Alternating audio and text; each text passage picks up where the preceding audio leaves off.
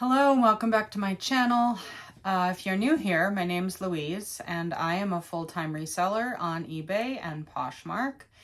And I am beginning a new series of videos, basically like a reselling 101. I'm hoping to do a video about photographing, a video about drafting and listing, a video talking about how I comp and price things, shipping one, etc. And so today I'm going to be doing a quick video about my process taking photographs for listing on eBay and Poshmark. If you're interested in this kind of content, please go ahead and subscribe and like the video, give it a thumbs up. I'm going to go ahead and jump into the photo booth and do a video. Probably what I'm going to do is just have the video in the background and then do a voiceover because I think it'll be easier to understand what's going on. So let's get to it.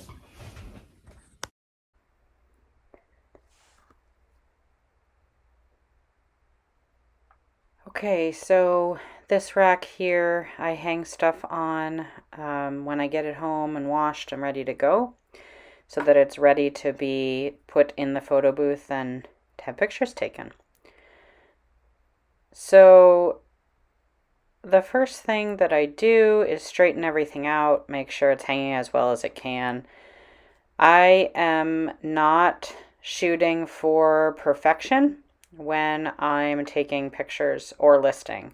I've moved to more of a volume business model, so it's just about getting the pictures. So I got a front picture, a little front tag, close-up of the design, showing that there's a pocket, tags.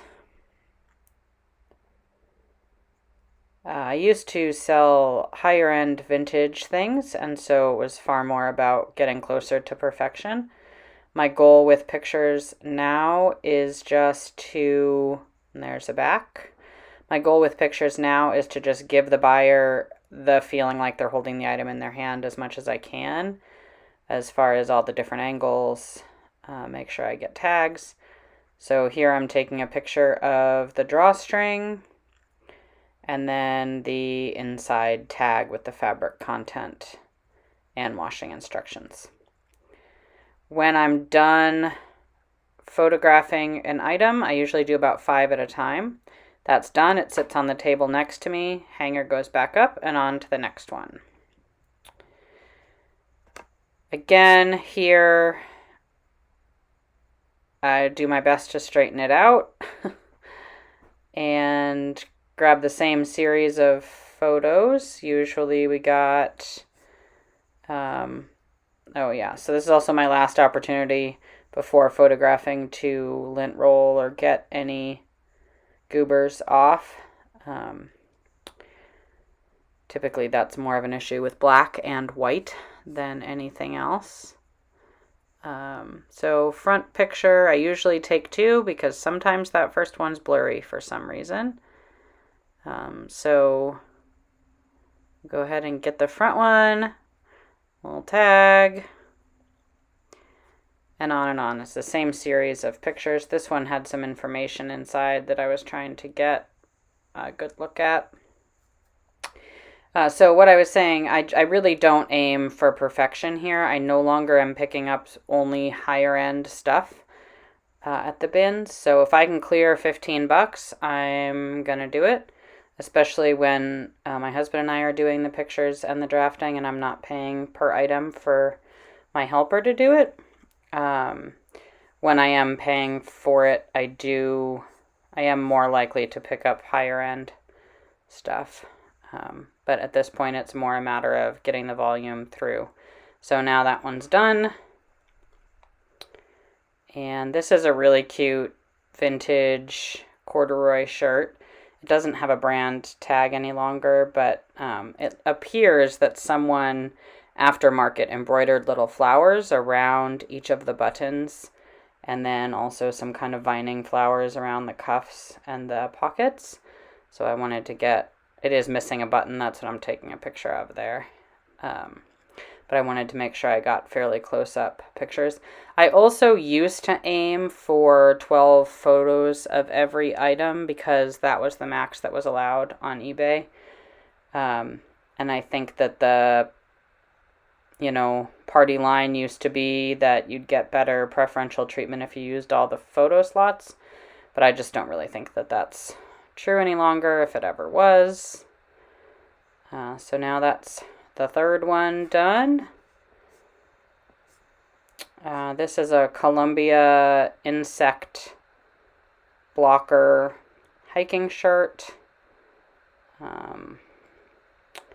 It's got like a mesh venting in the back. I sometimes don't pick up these insect blockers or the sun blocker because I don't have any way to say how many times it's been washed, and they're usually only good for a certain number of washes. I do try to say in my listing that I got it secondhand and don't know how many times it's been washed. So now I just realized as I was taking these pictures that there's a roll tab sleeve. So when an item has a roll tab sleeve, I try to do one side rolled up so that the buyer can tell what they both look like up and down. So they'll retake a front picture there. So usually I do 5. I do photographs of 5, put them on the table, and then I check them again for flaws and draft the listings and bag the items with their SKU. And included in drafting is measuring. So all of the information that needs to be gleaned from each individual item is done at that point. So it gets put aside for inventory. And then I draft them, I draft them on eBay. And then when I edit the photos, I then drop the photos into the eBay and copy and paste everything into Poshmark to cross-post. This is a cute kind of 90s Oregon wine country pullover sweatshirt. Again, not a big money maker, but it was cute. And those, my teen is pretty into these sweatshirts, and so I figured that probably means she's not the only one. And then there's a big graphic on the back. This one did have a flaw on the front, so I made sure to grab a picture of that. And this is the end of photographing those 5 items. So I had a hard time deciding where to stop the photographing part of my process for this video. So what I just showed in the video, I print out these just little labels, and then I can write the SKUs on those little labels to put them on the bags that I use for inventory. This is actually just a thermal printer label. I print those lines as guides on there, and then I just write the SKU letters. Right now I'm working on PD, and then the number 1 through typically 24 or 25, depending on how many I write on the stickers. And then at the end, sometimes I might cram a couple more in if there's more room in the bag, but 24 or 25 seems to be a good number to stop at. So what you'll see here is that I wrote all of my labels and then I cut them up.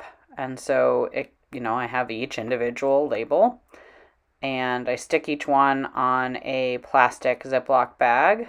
I do reuse those bags, so when I pull an item, when my husband pulls an item to ship, that bag gets tossed in a basket and then they get reused again.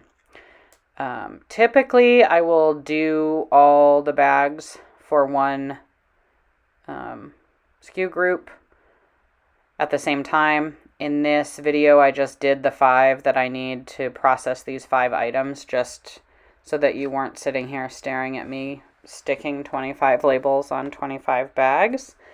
I don't know why I found it necessary to cut 25 of them while you watched, but I did, so here we are.